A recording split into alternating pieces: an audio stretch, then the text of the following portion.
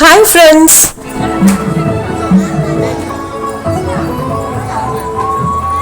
ఇది తిరుపతిలోని తాతయ్య గుంట చిన్న గంగమ్మ గుడి. 2 years బ్యాక్ నేను చూసినప్పుడు గుడి పునర్నిర్మాణంలో ఉన్నింది. ఇప్పుడు రాతి కట్టడం చాలా కనుల విందుగా చేశారు. చూడడానికి గుడి చాలా అద్భుతంగా తయారైంది.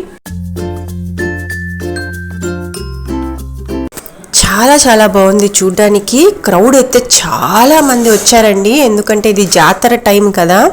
సో అమ్మవారికి పొంగల్ నైవేద్యం పెట్టి సారా పెట్టుకుని మేము దర్శనం చేసుకుని అయితే వచ్చాము.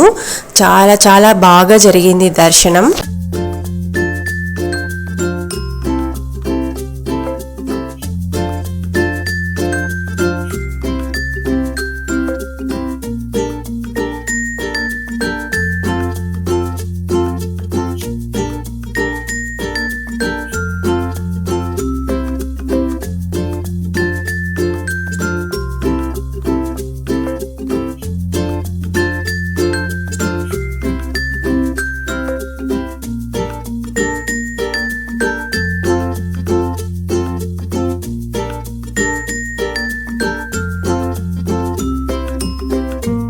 ఇక మే నెలలో చాటు పెట్టేసింది కాబట్టి రోజుకో వేషంతో అమ్మవారిని భక్తులు దర్శించుకుంటూ ఉంటారు. అందులో భాగంగానే ఈ విన్యాసం అన్నమాట.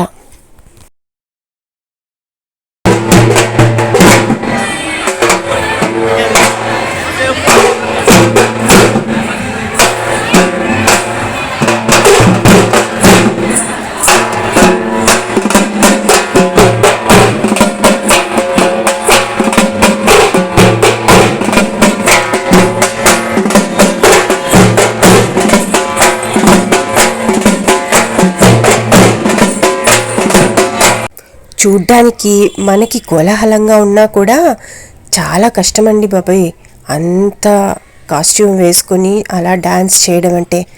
కానీ అమ్మవారి దయ ఉంటే ఏదైనా సునాయాసమే, అలా ఉంటుంది మన భక్తులతో. ఇంకా May 22 జాతర జరుగుతుంది.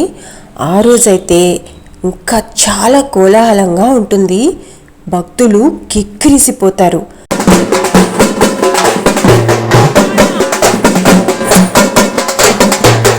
జాతర రోజు బంకమట్టిని సేకరించి అమ్మవారి మొహాన్ని ఇదిగో నేను చూపిస్తున్నాను కదా, ఇక్కడ ఈ స్తంభానికి రూపుదిద్దుతారు. ఆ తర్వాత అమ్మవారి చెంపను నరికి ఆ బంకమట్టిని ఊరి గ్రామ ప్రజలందరూ మట్టిని పంచుకుంటారు. ఆ మట్టిని చిన్నపిల్లలు ఉన్నవారు ఔషధంగా ఉపయోగిస్తారన్నమాట. ప్రతి మంగళ శుక్రవారాల్లో జాతర అయ్యే వరకు ఇలా పొంగళ్ళని పెట్టుకొని అమ్మవారిని సేవించుకుంటూ ఉంటారు భక్తులు. ఇక ఇది తిరుపతిలోని వేషాలమ్మ గుడి. ఇక్కడ కూడా జాతర అదే రోజు జరుగుతుంది. ఈ గుడి కూడా చాలా ప్రాశస్త్యమైనది, మహిమగల గుడి. ఇక్కడ కూడా మేము పొంగళ్ళు పెట్టుకొని ఒకే రోజు ఇద్దరికి షోడశోపచార పూజ అంటే గాజు, చవాకు, తాంబూలం, కర్పూరం, కడ్డీలు, నారికేలం, పసుపు, కుంకం, పూలు, పళ్ళు, ఇంకా నైవేద్యం, వీటితో అమ్మవారికి దుస్తులు పెట్టి దీపధూప నైవేద్యాలతో అమ్మవారిని అర్చించుకున్నాం. ఇది చూడండి అఖండ దీపం అన్నమాట. ఇక్కడ అమ్మవారిని ప్రతిష్టాపన జరిపించిన తర్వాత ఇక్కడ అఖండ దీపం వెలుగుతూనే ఉంటుంది ఈ గుడిలో. ఇది ఈ గుడి యొక్క ప్రత్యేకత. ఇక్కడ దాకా చూసినందుకు చాలా చాలా ధన్యవాదములు. ఇక వీడియో నచ్చితే లైక్ చేసి సబ్స్క్రైబ్ చేసి గంట కొట్టడం మర్చిపోకండి. బాయ్.